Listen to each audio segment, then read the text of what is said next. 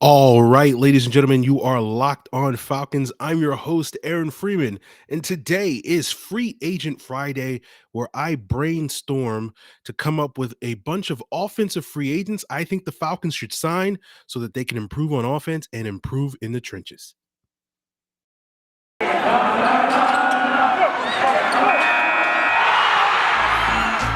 You are Locked On Falcons, your daily Atlanta Falcons podcast. Part of the Locked On Podcast Network, your team every day.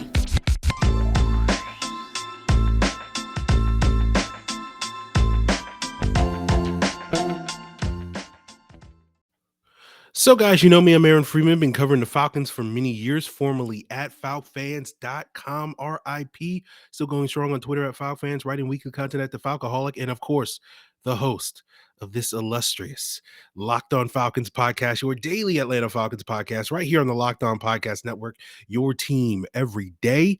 And I want to thank everybody that makes Locked On Falcons their first listen each and every day. Of course, Locked On Falcons is free and available on all the variety of podcast platforms, including Apple, Odyssey, Google, Spotify, as well as now on YouTube. Make sure you subscribe to the Locked On Falcons YouTube channel and give us a like when you do.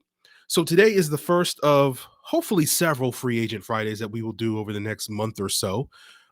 Today is going to be where I go through sort of my offseason wish list for the free agents I would like to see the Falcons sign, and we'll try to keep in the realm of reality and not stray too far in fantasy world. Next week we'll be looking at the defensive players, and then the week after that, free agency will be upon us, and hopefully, unlike last year, we'll have some free agent signings that the Falcons have made, and we can talk about those on future free agent Fridays, or if push comes to shove, then we'll just talk about all the players that we could have possibly signed, including maybe some of the ones that we talk about on today. So I'll go through the offensive position groups, and at the end of the episode, I'll break down sort of the details of how I'm going to create a whole bunch of cap space, about $38 million in cap space, looking at Grady Jared extensions and Jake Matthews extensions in a little bit further detail for some of you contract and cap nerds out there, all five of you. So if you want to check that out, of course, make sure you check us out on the YouTube channel because you'll get some graphics there. And basically, the way that I'm going to free up cap space is I'll basically take what Steve Weish outlined earlier this week to create cap space, and I'll throw in a Deion Jones trade. So I'm not touching Matt Ryan's contract. I'm giving Grady Jarrett and Jake Matthews contract extensions. That's going to save about $19 million in cap space this year. Calvin Ridley trade is going to be about $11 million. Deion Jones trade is going to be about another $9 million. And then there's going to be some other cap moves that are going to be $5-6 million in that range. And you do the math, you're sitting here, that's $45 million in savings. Well, the Falcons are currently like about $7 million over the salary cap. So that's where you get that $38 million figure under heading into the offseason. And again, I'm going to try to make these moves as realistic as possible. And also in cases where I don't know if my wish list is going to be fulfilled, I'll give some realistic options in terms of players I think the Falcons could try to sign this offseason at each position group. So generally speaking, before we jump into the quarterbacks and the other skill position players, before we move further into the offensive line, my two overriding goals this offseason was number one, improve up front on the offensive line. And then number two is really kind of revamping the wide receiver room. But before we get into those two key positions, let's talk about the quarterback group. And I do not have the Falcons on my wish list signing a quarterback. I think it's in the realm of possibilities that the Falcons could sign a veteran, someone like a Trevor Siemian to a veteran minimum contract when free agency kicks off. But for me, I'm just going to wait till the draft and hope that the board falls a certain way, and we're going to take a quarterback probably on day two. I know some people think I'm like out here pushing this, move on from Matt Ryan agenda. That's not really what I'm trying to do, but I just feel like the Falcons at some point are going to have to take a quarterback. I thought they were going to do that last year. They didn't. I think they're going to do that again this year. They may not. And you know what's going to happen next year? I'm going to sit here and think the Falcons are going to take a quarterback. I did some research, and the Falcons are the only team in the NFL out of all 32 teams to not have drafted a quarterback in the last 8 drafts. They're also over the last 13 drafts, basically the 13 drafts since Matt Ryan was drafted, they've only taken one quarterback. That was Sean Renfrey in 2013 in the 7th round, and that's the league lowest, right? Every other team in the NFL has drafted at least 3 quarterbacks in the last 13 years, and on average, I think it's about 4.7 quarterbacks per team elsewhere in the NFL over the last 13 years. So, the Falcons may continue to sort of punt on this position as they may do, and it made sense to me, for basically the last 7 years of the Dimitrov era for not drafting quarterbacks, because the goal was to win a Super Bowl during that time span, and using resources on a developmental quarterback doesn't make a lot of sense, and wasting time trying to develop a quarterback when you're trying to win a Super Bowl. But now, as this current regime says, again, obviously they do have the goal of ultimately winning a Super Bowl. But as I said earlier this week, like, that's not something that they're really talking about doing in the short term, like this year, next year, or whatever the case may be. They want to be competitive. And I understand why a lot of people think that drafting a quarterback will not help this team be more competitive in recent years. Basically, I get that. But at the same time, I feel like that you got to take a swing, right? And so for me, it's one of those things where, like, yeah, I don't know. We'll just leave it there. I think they should draft a quarterback. I'll wait to the draft, and we can talk about this subject. We can go deeper on this as the offseason unfolds, and particularly when we turn our attention to the draft. So let's just move on to the running back position.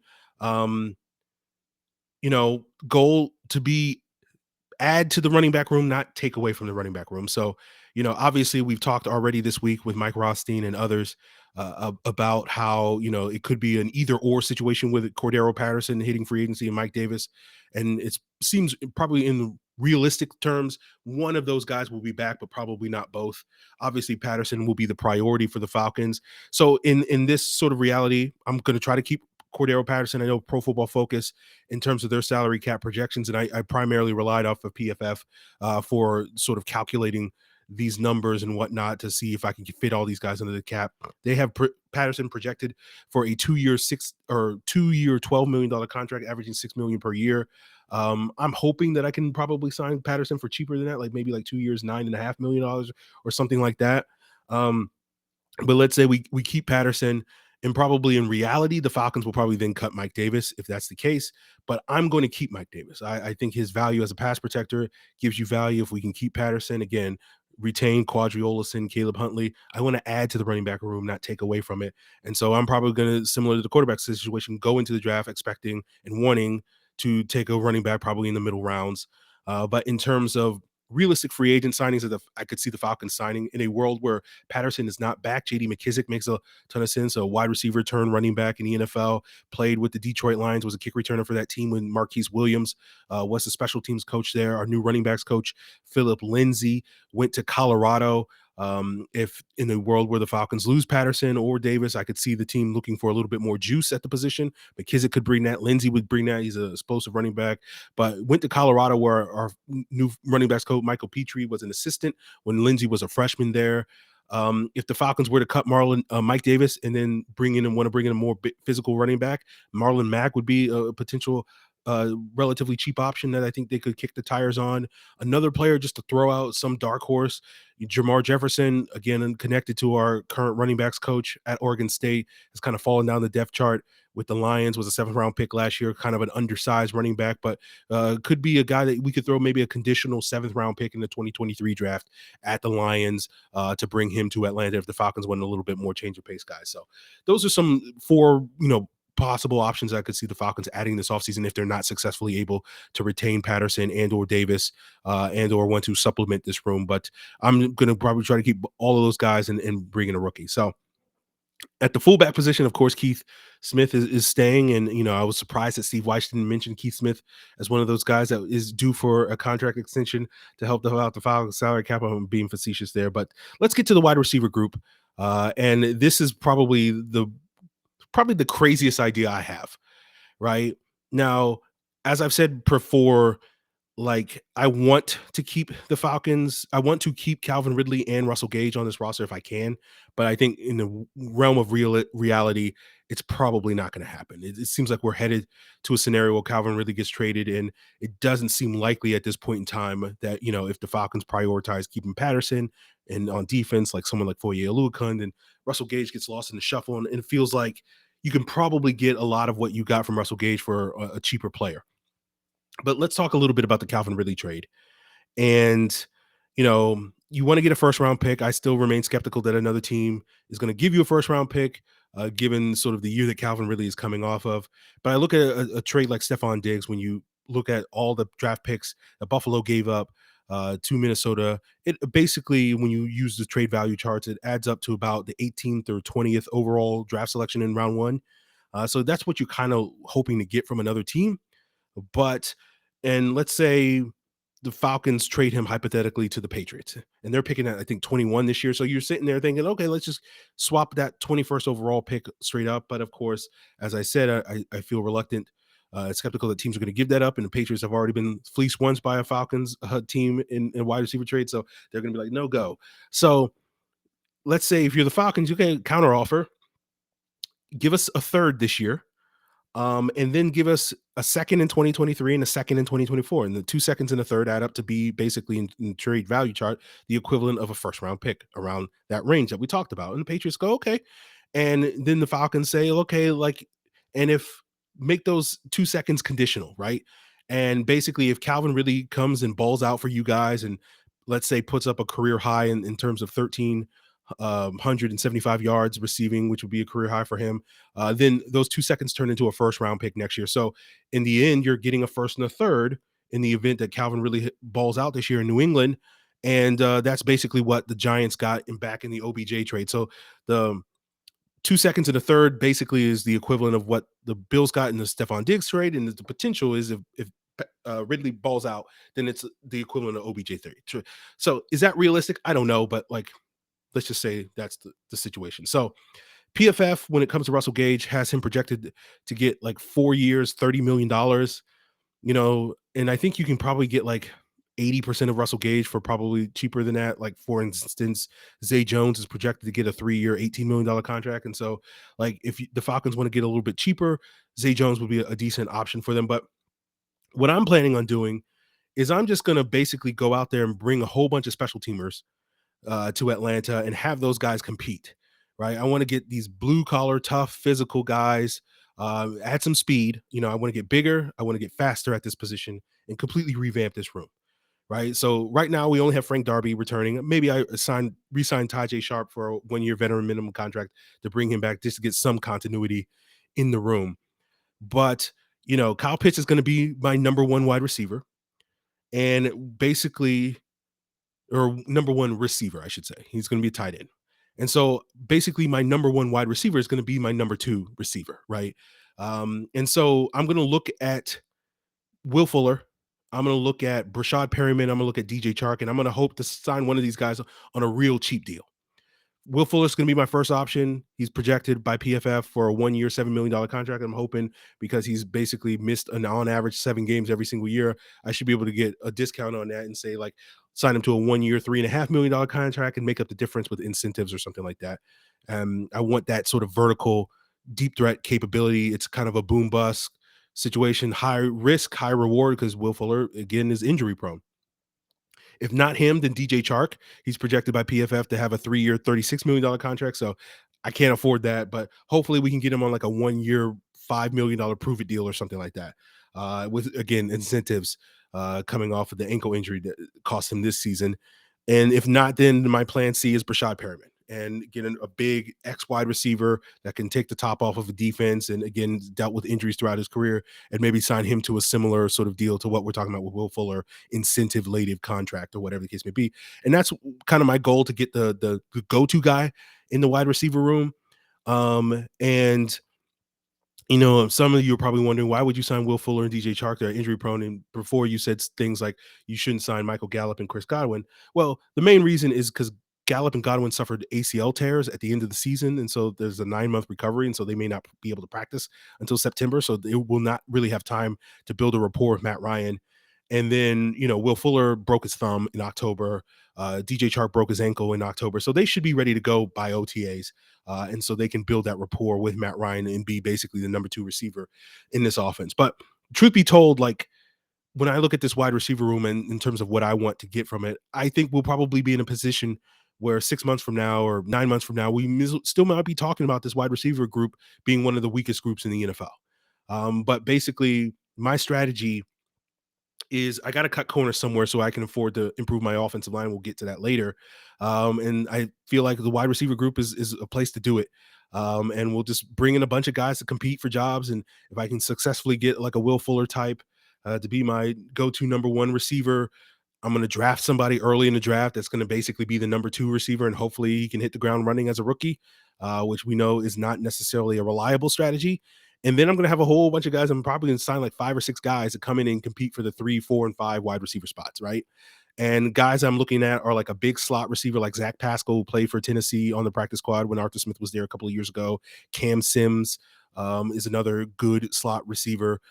Maybe go for a big sort of contested catch guy, Noah Brown from the Cowboys, former Ohio State receiver Matt Collins from the Dolphins, Chris Moore from the Texans or whatever, who was really good from PFF in terms of contested catch. I think he caught like 96% of his passes last year and like led the league in contested catch percentage in terms of catch. And I'm going to bring like 2 or 3 of those guys. They're all special teamers. And I'm going to sit here and say like, look, you guys are going to come in and get an opportunity in Atlanta. It's could basically be the reverse of the Fabian Moreau strategy, where you sign a guy for a veteran minimum contract. I'm going to see if I can get all these guys on sort of veteran minimum deals. And I'm going to sit here and say, you got an opportunity. Instead of going somewhere else where you're going to be the 5th wide receiver and place just special teams like you've been doing for the last couple of years, you will get an opportunity. You'll come in and compete and potentially win a starting job here in Atlanta. And again, I'm not expecting these guys to have like 80 catches or anything like that, but maybe one of these guys can emerge as a decent number 3 option and be a 30, 40, 50 catch guy this upcoming season with expanded opportunities. And they all have talent. They all can play. You know, and then also on top of that, in getting that size that these guys are potentially bringing, then I'm going to go out there and find some speedy return specialists, right? Because if I'm signing Will Fuller, I know he's probably going to get hurt. So I need to have that speed once he goes down still on the field. And so I'm going to look at guys like John Ross.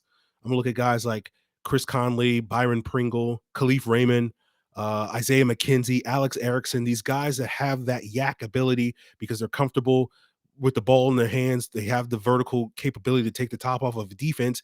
And similarly, I'm going to try to sign some of these guys to these 1-year veteran minimum contracts and see, like, come in, compete, let's see what you can do. You're going to get an opportunity in Atlanta to work hard. So hopefully, you know, I mentioned like 12 of these guys. Hopefully you can bring in like a half dozen of these guys for relatively cheap, like 1 year, 1.2 million dollar contracts, and have them come in and compete. And you know, these guys can come in and play special teams because that's what they've been doing for most of the last 5 years that they've been in the league. And like see what you can do with those guys, get some playmakers on this team. And again, as I said, this is not going to be a pretty wide receiver room, but you hope that maybe you roll the dice and you hit big on that. You hope you hit on a rookie, and we'll probably going in the next offseason looking at the wide receiver position as the biggest need. You know, maybe DK Metcalf or Jarvis Landry or one of these guys comes available, you know, via trade later this summer or during the season or whatever case may be. And maybe you have the room to swing a trade for one of these guys. Maybe you go out there and sign AJ Brown or Terry McLaurin next offseason. Maybe you use your number 1 pick on the Jordan Addison out of Pitt or something like that. Again, the wide receiver position is going to be a work in progress, but I'm willing to sacrifice at wide receiver to fulfill Matt Ryan's dreams. When he was asked a question on social media, it's like, you know, wide receiver or offensive line. He said offensive line. So you know what? You're going to get your wish, Matt Ryan. And we'll continue today's episode talking about some of the changes I'll be making to the offensive line as we continue today's Free Agent Friday. And hopefully the pennies I'm pitching at the wide receiver position will pay off and really fix this offensive line with, you know, the guy I've been talking about all season, and see if we can get him signed.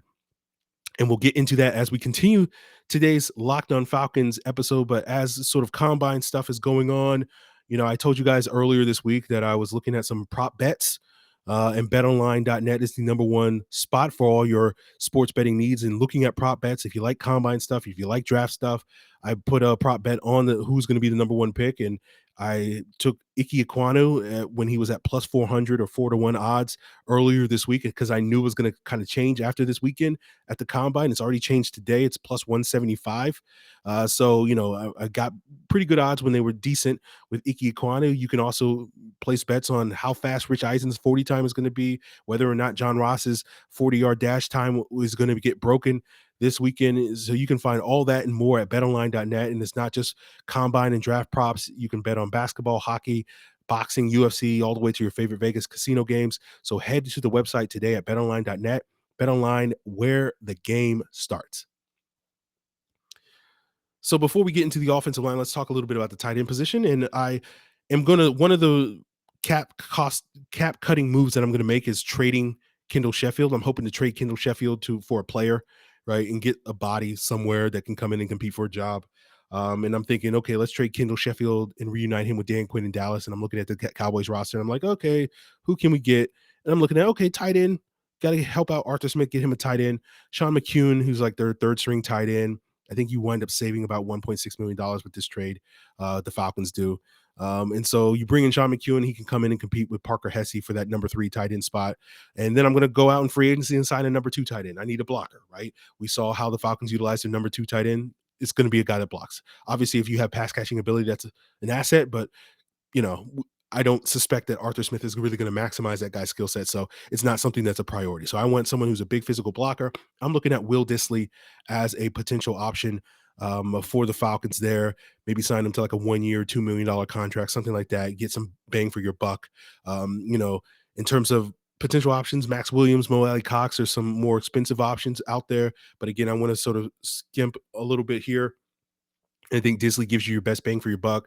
In terms of realistic options, the Falcons may sign. I would imagine they'll kick the tires on some of those ex-Titans tight ends like Anthony Firkser is a good receiver, but may not bring the value as a blocker at that number 2 spot. Michael Pruitt, Jeff Swaim are both valuable blockers, but are kind of on at the age of 30 right now. And I think Dissly's going to be like 26. So that's part of the reason why I want to get him and potentially get a young 1-2 punch with him and Kyle Pitts, the physical Dissly and the athletic Kyle Pitts. And so we'll see about that. And then you still have the option at the best player available, say on day 3 of the draft, you can still draft another tight end because, got to get Arthur Smith his tight ends and, potentially have 4 of these guys, Dissly, Pitts, McEwen or Hesse, and then that rookie, potentially competing for roster spots. So let's get to the offensive line, the position that I basically sacrificed the wide receiver room to get better at. And so, I'm going to sign James Daniels.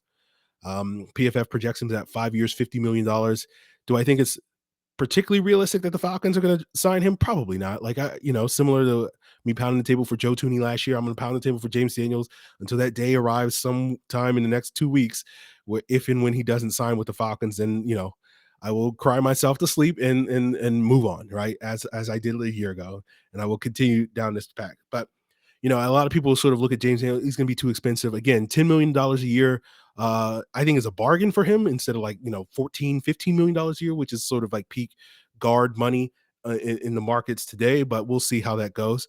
And then, other people, I've seen other people throw out names like Andrew Norwell and Laken Tomlinson and Austin Corbett as potential options, but PFF is projecting those guys at like $7, $8, $9 million a year in their contract projections. And so I feel like if we're going to spend that type of money, might as well get the best possible player and just go up to 10 with James Daniels and whatnot. And he solidifies that left guard position. And you can upgrade over Jalen Mayfield, which is the priority. I want to get that done day 1 in free agency. And then I'm going to go out there and try to sign Ben Jones. And PFF projects him to get a 3-year, $20 million contract. And that to me is a great bargain at that price tag. And if I have the cap space to do so, I'm going to do it.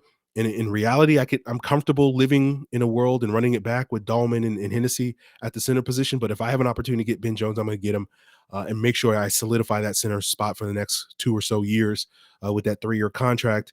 So I've already solved 2 out of the 3 problem areas on our offensive line at left guard and center. And then I'm going to move on to the last spot and take a visit to Caleb McGarry Island and look at trying to bring in some competition for him. I'm not going to go out there and spend a whole lot of money on a new right tackle, but I'm bringing somebody who can compete with him. Cornelius Lucas is the guy I got my eye on. He's like a 30-year-old swing tackle. Has been very productive for Washington the last couple of years. Was very productive with the Bears a couple of years ago. And he's projected to get a 2-year, $2.5 million or 2-year, $5 million contract, averaging $2.5 million a year, which is like premium swing tackle money, which is the type of money we should have paid for Ty Sambrailo, but we paid a lot more than that. Like I feel like he can come in, compete with Caleb McGarry. There'll be an open competition there.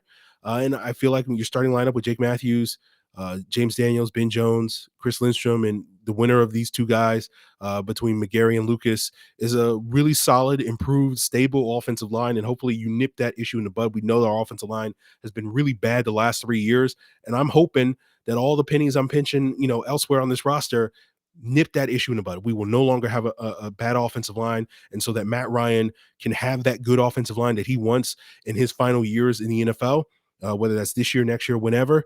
And then, in the world where the rookie quarterback that we actually hit on a guy, we draft the next Dak Prescott, we draft the next Derek Carr, or whatever the case may be, this year, that guy will also have a stable offensive line when he transitions into the starting role, 2-3 years down the road, or whatever the case may be, with some of the signings that I'm making today.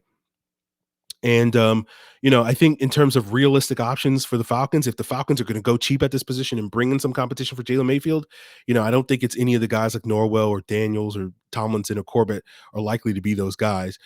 Based off PFF projections, you're looking at players like Quentin Spain, Ode Abushi, which wouldn't be bad signings. Again, you're expecting like league average starting play from those guys if they were to sign them, which would be an upgrade over what we got from Jalen Mayfield. So I wouldn't be against the Falcons signing one of those guys, but you're going to get what you're paid for, right? And when we come to realistic options for the Falcons at swing tackle, if there's not a Cornelius Lucas type of player, I would look at Jason Spriggs being re-signed, Elijah Wilkinson, those types of players that may be options for the Falcons at the tackle position to boost the competition in depth there. So we'll wrap up today's episode, getting into more of the details of the Grady Jared and Jake Matthews extensions as we continue to wrap up today's Free Agent Friday here on the Locked On Falcons podcast, guys.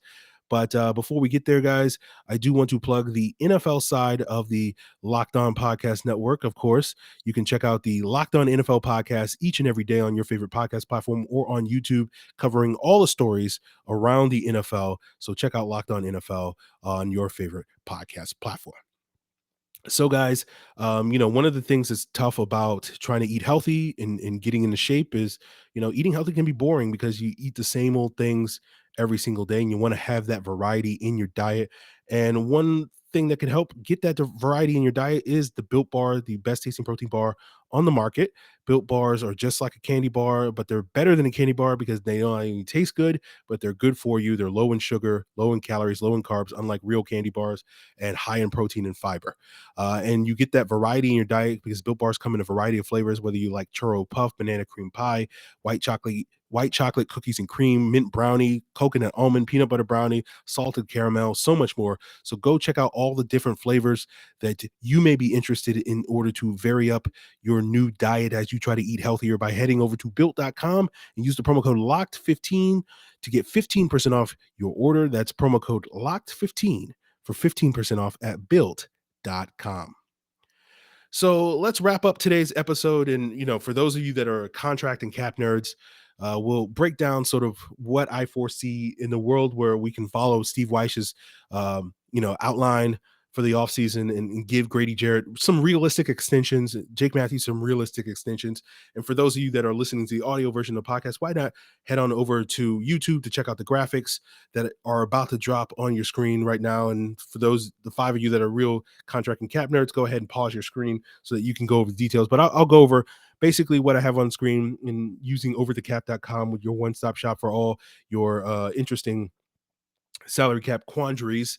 Over the cap, you can basically come up with your own contracts and use all this stuff. That's where I went to do all this and calculate all this.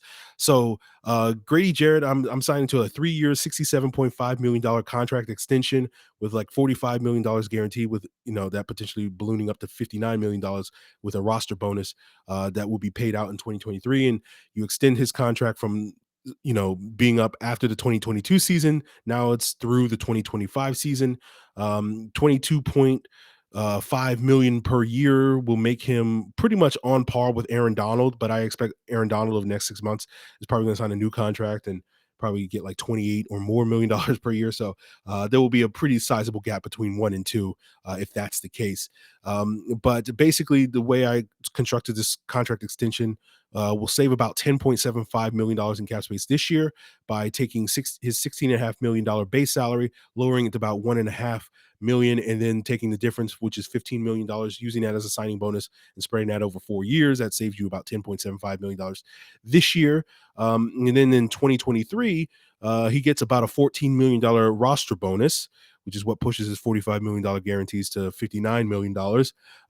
But I think there's a way that you can structure it or put a clause in the contract that will allow it to be spread over multiple years rather than one lump sum. So if you're looking at the graphic, his cap hit in 2023 is $28.75 million. But if you spread that roster bonus out over 3 years, instead of just having one lump sum, you would save roughly about $9.3 million. So his cap hit would go from 28.75 to $19.4 million. So you would have basically $9 million that if you needed that money to create cap space, you could create $9 million in cap space pretty easily. So basically this contract is structured that you could get out of it by 2025 when Grady Jared hits his age 32 season. So 2024, his age 31 season would probably be potentially his last year in Atlanta. And that's the same age that Geno Atkins was in his last healthy year in Cincinnati. Aaron Donald, I think, is entering his age 31 season this year. Jonathan Babineaux's last peak year in Atlanta in 2012, he was age 31 that year. So I feel like if Grady Jarrett's continue to play at a high level, you'll keep him for 2025 to age 32, or you can potentially move on at that point if he's starting to slow down and not be worth the price tag at that point in time. So there is Grady Jarrett's contract extension. Let's move on to Jake Matthews' contract extension. Again, over the cap, shout out for that. I'm giving Jake Matthews a 2-year, $36.5 million extension with $15 million guaranteed, adding 2 years to his existing contract. So instead of being signed through 2023, he's now signed through 2025. Similarly, I'm lowering his base salary from $12.5 million this year to $1.5 million, $11 million difference, turning in the signing bonus. That's going to save you about $8.25 million. So that's the 8.25 plus Grady Jarrett's 10.75 is where you're getting that $19 million in cap savings this year. And then next year, his original base salary was $14 million. I'm taking it to $2.5 million. I'm giving him a $15 million roster bonus instead. And then again, similarly, you can spread that over future years. So as the graphic is showing you, his cap hit in 2023 is about $28.65 million. That could easily be $18.65 million. And so you, again, have about $10 million in easy cap savings that you could do if you exercise whatever that clause is written into the contract that allows you to take that roster bonus and instead of making it one lump sum, spread it over 3 years. And so this would also sort of keep Jake Matthews through probably the 2024 season. You won't be able to get out of this contract until 2025.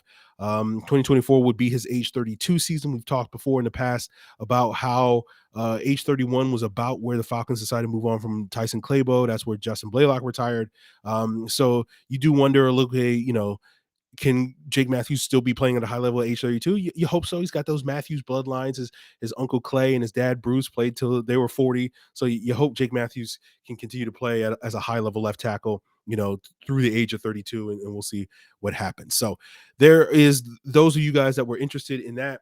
Again, we want to remind you, in addition to the $19 million I'm saving by extending those contracts, I'm also saving another 11 from trading Ridley. I'm saving 9 for trading Deion Jones. Picking up like 1.6 for trading Kendall Sheffield for Sean McEwen, and I'm also cutting Tyler Davidson, which is another like $3 million or so in cap space. And then you still have about $7.5 million on the table. If you do wind up doing a restructure of Matt Ryan later on after his roster bonus is paid on March 19th. And so that can be $7.5 million that you hold off, for the rookies or whatever in the summer, or later if you just need that money to fit more guys under the contract, under salary cap. So basically you still have about $7.5 million that you can, just, pluck off the tree if you need be, with Matt Ryan's contract as sort of as what did Steve Weiss call it? The code red option for the Falcons. So that is certainly on the table. That will do it for us, guys, on our first Free Agent Friday. I know some of you are looking at my wide receiver room and you're like, I don't like it. And you're sitting here saying we should sign Allen Robinson, or we should sign Chris Godwin, or we should make a play for somebody like that. We should trade for Saquon Barkley or trade for DK Metcalf. Whatever your options are, what are your sort of dream scenarios? What are your realistic scenarios? I'm all ears for that. Hit me up on Twitter at Locked On Falcons, Facebook at Locked On Falcons. Send an email to lockedonfalcons@mail.com, or leave a comment here on Locked On Falcons on YouTube to tell me what I did wrong, how I got it wrong, what you think is good, what you think is bad, how you would do things differently. By all means, let me know. And next week we'll do another Free Agent Friday looking at the defense. And the heads up is similarly, I'm gonna just basically try to maximize as many players I can revamp in this front seven without spending a ton of money. at those guys. We'll see if I can do that by retaining Foye Oluokun, or I have to wind up replacing him at the linebacker position, in addition to Deion Jones, as I'm trading in this scenario, and what I do with the defensive line. So you can look forward to that on next week's Free Agent Friday. Obviously, we will come back Monday with another Mock Draft Monday and talk a little bit more about some of these combine standouts as well. So look forward to that, guys. And I appreciate you for tuning in. And of course, in addition to, Locked On Falcons talking about this combine, why not check out the Locked On NFL Draft podcast? That's going to certainly have you locked on all the big combine and draft related stories from this weekend. So to subscribe to Locked On NFL Draft, free and available on all the same podcast platforms that you can find Locked On Falcons, including on YouTube. So guys, that's going to do it for us here. Appreciate it. Till then.